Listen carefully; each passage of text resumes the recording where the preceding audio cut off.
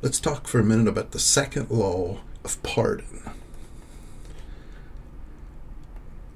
That's a phrase that you might not have ever heard before, second law of pardon.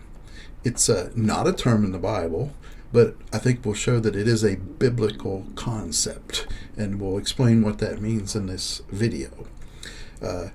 In the Bible, when you first come to Christ, especially in the book of Acts, we see this, but remember all the Gospels, some of those events historically happening, and Paul's epistles being written at the same time, same guy teaching the same things. And in Acts, we see them when they first hear the gospel, they're told to repent, and they're told to be baptized. Of course, we know we confess Christ and all these other types of things they do, but they repent and are baptized. And I challenge you, before we continue on, to find in the Bible what we're about to talk about, this praying.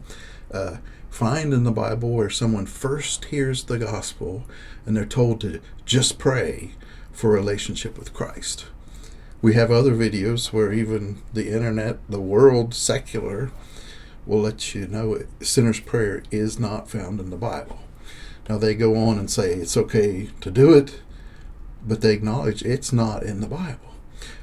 But then what we find is, once one's a Christian, what you find in the Bible, you'll see a pattern that a person then, a Christian, can repent of sins and pray for forgiveness. We actually see this example in Acts 8.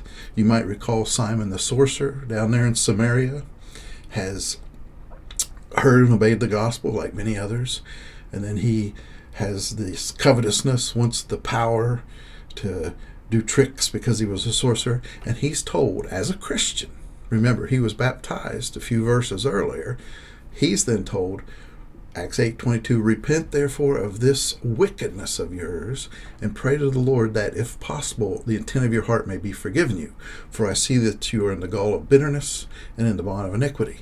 And Simon answered, pray for me to the Lord, that nothing of what you have said may come upon me. So we see a Christian who has sinned and is told, hey, you can repent and pray. And even he then can even pray for another to pray with him and for him, that pray for this forgiveness of mine, to be forgiven of these sins. So we're acknowledging, even after we're a Christian, we're going to sin.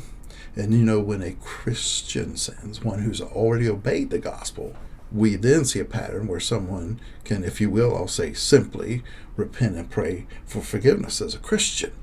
Hopefully our desire as a Christian is we'll grow, we'll sin sin less, be more holy, be pure. But, we're hoping to grow and be more like Christ. But as long as we're in this flesh, this body, in this world, the temptations are going to be there. We've got to be a soldier and fight it our whole life. So we do not need to be. This is something, too, once you show some in the Bible how you're baptized to obey, then there's this confusion that, well, if I sin, I need to be rebaptized. And no, we never see that in the Bible, that because of sin being rebaptized. We see where some learned that they'd only had John's baptism and then baptized in Jesus. But no, just sinning after you're a Christian, you can then pray. I've had friends who truly thought services, some of the same people being dunked, if you will, every service. No.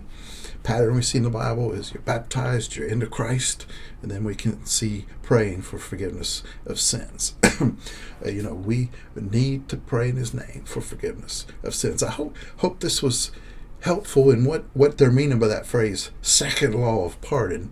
They're referring to this concept of, okay, now, first time forgiveness, I'm obeying the gospel, I've heard it, believed, I'm baptized, sins are forgiven, I'm a Christian. And by the second, they mean this ability for the Christian to pray and ask for forgiveness of sins. Hope this was beneficial in learning more about Christ.